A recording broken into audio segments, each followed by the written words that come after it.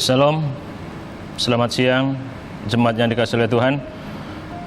Kita berjumpa kembali dalam siaran Siraman Rohani Gereja Salmasi Pegangsaan.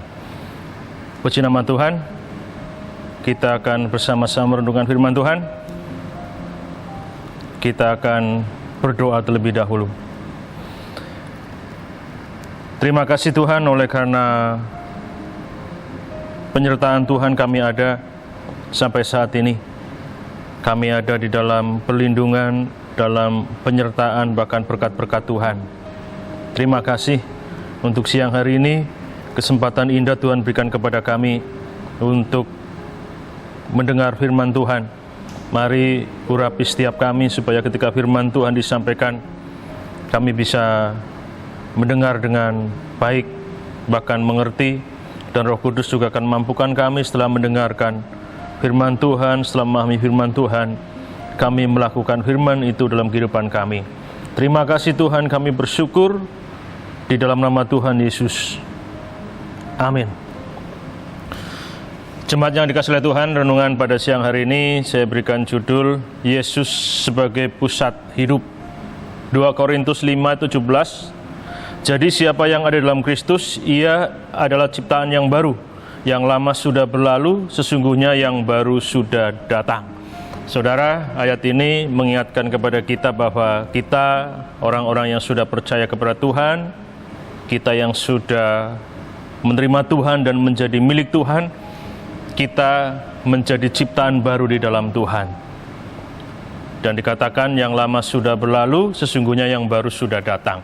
Saudara, ketika kita menjadi ciptaan yang baru, ketika kita sudah menjadi baru di dalam Tuhan, seharusnya apa yang menjadi fokus, menjadi pusat hidup kita pun baru. Artinya tidak lagi sama seperti manusia lama. Mungkin sebelum kita menjadi milik Tuhan, sebelum kita menjadi ciptaan baru, fokus hidup kita selalu pada diri kita, kepentingan kita, keinginan kita, pokoknya semuanya yang berhubungan dengan diri kita sendiri. Tapi ketika kita menjadi ciptaan yang baru, menjadi milik Kristus, seharusnya yang menjadi pusat, menjadi fokus hidup kita berubah, yaitu Yesus sebagai pusat hidup. Oleh karenanya siang hari ini kita akan belajar Yesus sebagai pusat hidup. Ketika kita bicara tentang Yesus sebagai pusat hidup, yang pertama kita belajar bahwa Yesus sebagai pusat hidup artinya Yesus sebagai Tuhan di dalam hidup kita.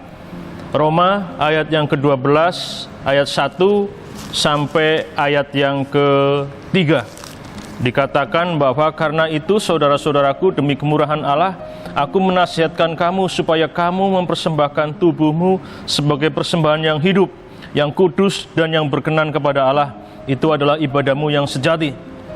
Janganlah kamu menjadi serupa dengan dunia ini, tetapi berubahlah oleh pembaruan budimu, sehingga kamu dapat membedakan manakah kehendak Allah, apa yang baik, yang berkenan kepada Allah dan yang sempurna. Berdasarkan kasih karunia yang dianugerahkan kepadaku, aku berkata kepada setiap orang di antara kamu, janganlah kamu memikirkan hal-hal yang lebih tinggi daripada yang patut kamu pikirkan, tapi hendaklah kamu berpikir begitu rupa sehingga kamu menguasai diri menurut ukuran iman yang dikaruniakan Allah kepada kamu masing-masing. Yesus sebagai pusat hidup artinya Yesus sebagai Tuhan dalam hidup kita. Roma 12 ayat 1 dikatakan bahwa karena itu saudara-saudara, demi kemurahan Allah aku menasihatkan kamu supaya kamu persembahkan tubuhmu sebagai persembahan yang hidup. Jadi ketika kita menjadikan Yesus sebagai pusat dalam hidup kita, seharusnya Yesus juga menjadi Tuhan dalam hidup kita, sehingga kita memberikan persembahan yang terbaik kepada Tuhan, yaitu tubuh kita. Tubuh kita persembahkan kepada Tuhan Yesus sebagai Tuhan kita, dan itu merupakan persembahan yang hidup.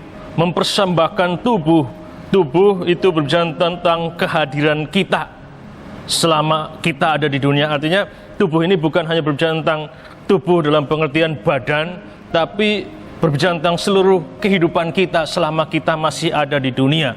Itu berarti berbicara tentang pikiran, berbicara tentang perkataan, berbicara tentang kelakuan, tindakan. Dari pikiran, perkataan, dan tindakan kita persembahkan kepada Tuhan.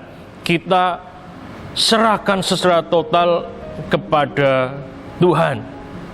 Itu yang dimaksud kita mempersembahkan tubuh kita sebagai persembahan yang hidup. Persembahan yang hidup artinya hidup kita ini kita serahkan secara total kepada Tuhan. Total berarti menyeluruh, seluruhnya. Jadi kita nggak bisa mengatakan saya mempersembahkan tubuh hidup saya kepada Tuhan Yesus sebagai Tuhan saya pada hari Sabtu dan hari Minggu. Pada hari Senin, hari Jumat berarti saya mengendalikan dan saya memiliki hidup saya sendiri. Saudara, ketika kita mempersembahkan tubuh kita kepada Tuhan, harusnya kita menyerahkan secara total. Artinya seluruhnya, semuanya. Artinya hari Senin sampai hari Sabtu, hari Minggu, semuanya kita persembahkan kepada Tuhan. Seluruh hidup kita persembahkan kepada Tuhan. Kenapa?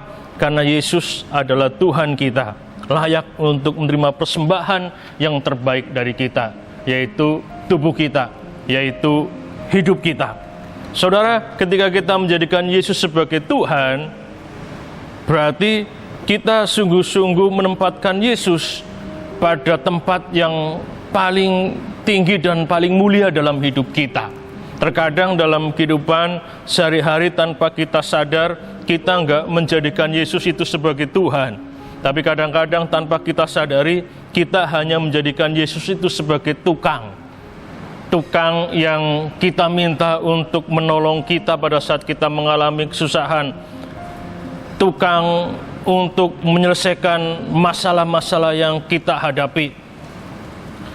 Jadi kita hanya mengingat Yesus, kita hanya datang kepada Yesus pada saat-saat kita butuh, pada saat-saat kita butuh pertolongan, butuh tindakan sesuai dengan keinginan kita.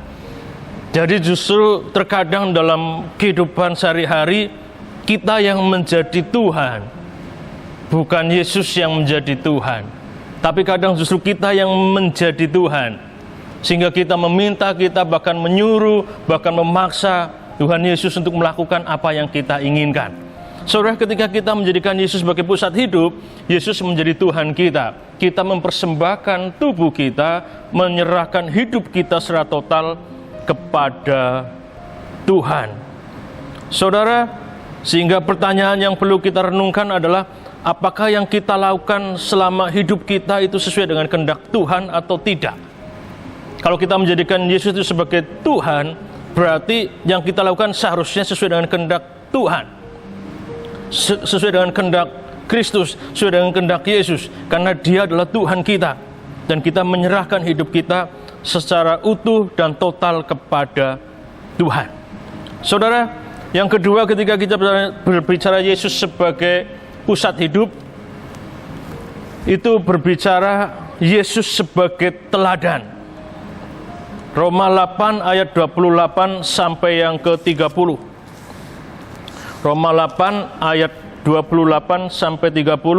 Kita tahu sekarang bahwa Allah turut bekerja dalam segala sesuatu untuk mendatangkan kebaikan bagi mereka yang mengasihi Dia, yaitu bagi mereka yang terpanggil sesuai dengan rencana Allah. Sebab semua orang yang dipanggilnya dari semula, mereka juga ditentukannya dari semula untuk menjadi serupa dengan gambaran anaknya, supaya ia anaknya itu menjadi yang sulung di antara banyak saudara. Dan mereka yang ditetapkan dari semula, mereka juga dipanggilnya, dan mereka yang dipanggilnya, mereka juga dibenarkannya, dan mereka yang dibenarkannya, mereka itu juga dimuliakan.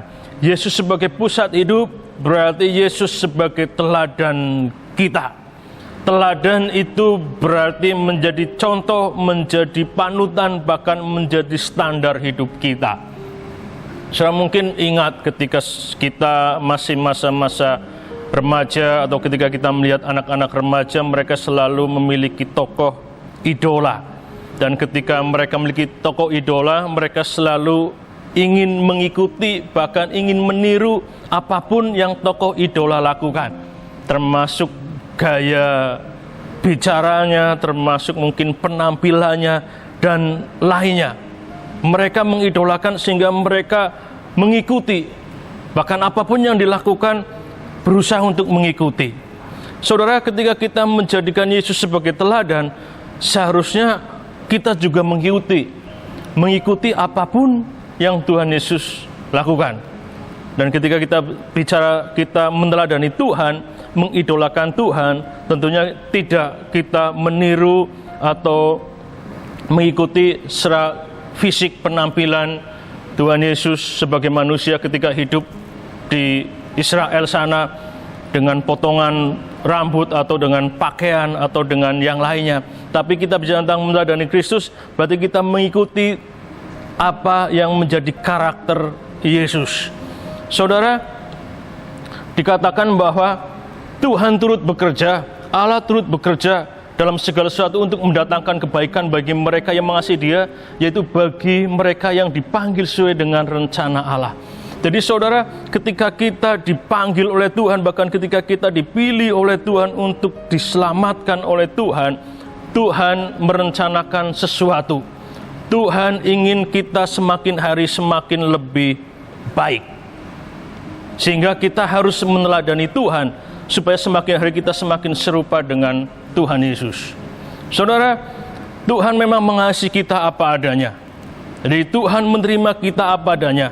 Tetapi Tuhan tidak ingin kita tetap seadanya. Oleh karenanya Tuhan ingin kita bertumbuh, Tuhan ingin kita menjadi lebih baik. Bahkan melalui segala sesuatu yang kita alami, Tuhan turut bekerja untuk mendatangkan kebaikan bagi kita. Artinya dalam segala sesuatu yang Tuhan izinkan hadir dalam kehidupan kita, Tuhan mau kita menjadi lebih baik. Tuhan mau kita menjadi semakin serupa dengan Kristus. Tuhan mau kita ingin semakin menjadi sama dengan serupa dengan Kristus. Yesus sebagai teladan hidup kita. Yang ketiga, Yesus sebagai pusat hidup, artinya Yesus sebagai tujuan hidup kita. Di dalam Matius pasal 22 ayat yang ke-37, di situ berbicara tentang hukum kasih, bahwa hukum yang utama adalah mengasihi Tuhan, dan yang kedua dari hukum yang utama itu yaitu mengasihi sesama manusia. Jadi saudara, kita sebagai orang-orang yang sudah menjadi ciptaan baru, kita pun harus memiliki tujuan hidup yang baru. Tujuan hidup kita bukan seperti tujuan hidup yang mungkin dimiliki dan ditetapkan oleh kebanyakan orang. Banyak orang menjadikan kekayaan, menjadikan popularitas, menjadikan kedudukan sebagai tujuan hidup mereka. Sehingga ketika mereka tidak mendapatkan semuanya itu, mereka menjadi putus asa. Tetapi kita sebagai ciptaan yang baru dalam Kristus, seharusnya tujuan hidup kita menjadi baru. Tujuan hidup kita adalah Yesus. Yesus menjadi tujuan hidup kita. Sehingga pertanyaan yang perlu kita renungkan adalah apakah yang kita lakukan itu menyatakan bahwa kita semakin mengasihi Yesus atau tidak. Jadi Tuhan Yesus memberikan hukum yang utama kepada kita, itu mengasihi Tuhan dan mengasihi sesama. Ketika kita menjadikan Yesus sebagai tujuan hidup kita, berarti apapun yang kita lakukan seharusnya semakin menyatakan bahwa kita adalah orang-orang yang mengasihi Tuhan dan juga mengasihi sesama. Tanpa memiliki tujuan yang jelas, kehidupan kita akan menjadi tidak terarah, bahkan menjadi sia-sia. Tapi ketika kita memiliki tujuan yang jelas, hidup kita akan menjadi lebih terarah. Semua energi kita arahkan, yaitu untuk kita semakin mengasihi Tuhan dan juga mengasihi sesama.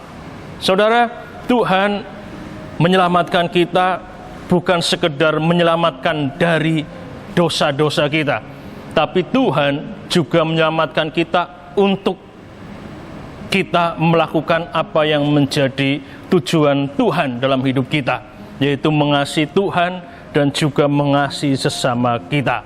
Jadi saudara, Yesus sebagai pusat hidup, artinya Yesus sebagai Tuhan, Yesus sebagai teladan, dan Yesus sebagai tujuan hidup kita. Tuhan Yesus memberkati kita semua. Kita berdoa. Terima kasih Tuhan untuk firman-Mu yang mengingatkan kepada kami sebagai anak-anak-Mu, sebagai ciptaan yang baru, kami harus memiliki pusat hidup yang baru. Pusat hidup kami bukan kepada diri kami, keinginan kami, juga bukan kepada dunia dan apa yang ada di sekitar kami. Tapi pusat hidup kami adalah Engkau, Tuhan Yesus. Dan hari ini kita belajar ketika kami menjadikan Engkau, Tuhan, sebagai pusat hidup kami, maka kami harus tetap menempatkan Engkau sebagai Tuhan dalam hidup kami, menempatkan Engkau sebagai teladan dalam hidup kami, bahkan menjadikan Engkau sebagai tujuan dalam hidup kami. Terima kasih Tuhan, berkati kami semua, mampukan kami semua untuk hidup di dalam firman Tuhan. Di dalam nama Tuhan Yesus Kristus kami berdoa. Amin.